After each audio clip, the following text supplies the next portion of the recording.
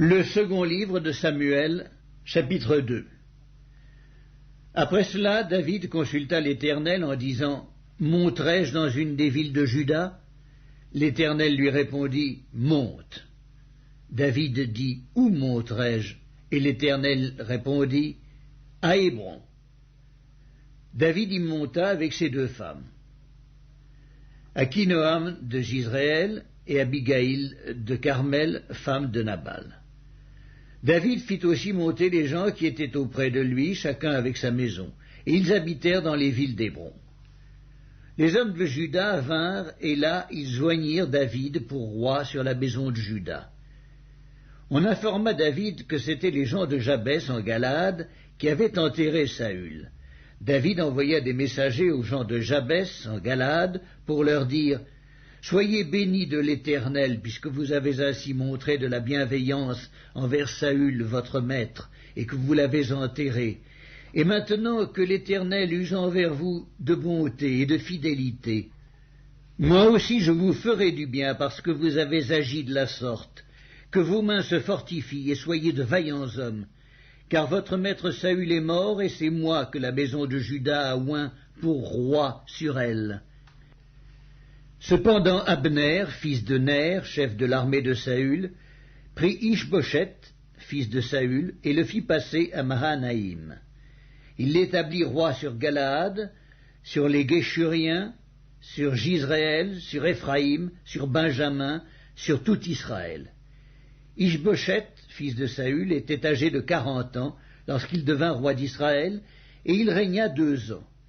Il n'y eut que la maison de Juda qui resta attachée à David. Le temps pendant lequel David régna à Hébron sur la maison de Juda fut de 7 ans et 6 mois. Abner, fils de Ner, et les gens d'Ish-Boshet, fils de Saül, sortirent de Mahanaïm pour marcher sur Gabaon. Joab, fils de Tseruja, et les gens de David se mirent aussi en marche. Ils se rencontrèrent près de l'étang de Gabaon, et ils s'arrêtèrent les uns en deçà de l'étang, et les autres au-delà. Abner dit à Joab, « Que ces jeunes gens se lèvent et qu'ils se battent devant nous. » Joab répondit, « Qu'ils se lèvent. » Ils se levèrent et s'avancèrent en nombre égal, 12 pour Benjamin et pour Ish-Boshet, fils de Saül, et 12 des gens de David. Chacun saisissant son adversaire par la tête, lui enfonça son épée dans le flanc, et ils tombèrent tous ensemble. Et l'on donna à ce lieu, qui est près de Gabaon, le nom de Helkat-Hatsurim. Il y eut en ce jour un combat très rude, dans lequel Abner et les hommes d'Israël furent battus par les gens de David. Là se trouvaient les 3 fils de Tseruja, Joab, Abiskaï et Asaël. Asaël avait les pieds légers comme une gazelle des champs. Il poursuivit Abner sans se détourner de lui pour aller à droite ou à gauche. Abner regarda derrière lui et dit « Est-ce toi, Asaël ?» Et il répondit « C'est moi. » Abner lui dit « Tire à droite ou à gauche, saisis-toi de l'un de ces jeunes gens et prends sa dépouille. » Mais Asaël ne voulut point se détourner de lui. Abner dit encore à Asaël « Détourne-toi de moi, pourquoi te frapperais-je et t'abattrais-je en terre? Comment ensuite lèverais-je le visage devant ton frère Joab ?» Et Asaël refusa de se détourner. Sur quoi Abner le frappa au ventre avec l'extrémité inférieure de sa lance, et la lance sortit par derrière. Il tomba et mourut sur place. Tous ceux qui arrivaient au lieu où Asaël était mort s'y arrêtaient. Joab et Abiskaï poursuivirent Abner, et le soleil se couchait quand ils arrivèrent au coteau d'Amma, qui est en face de Giac, sur le chemin du désert de Gabaon.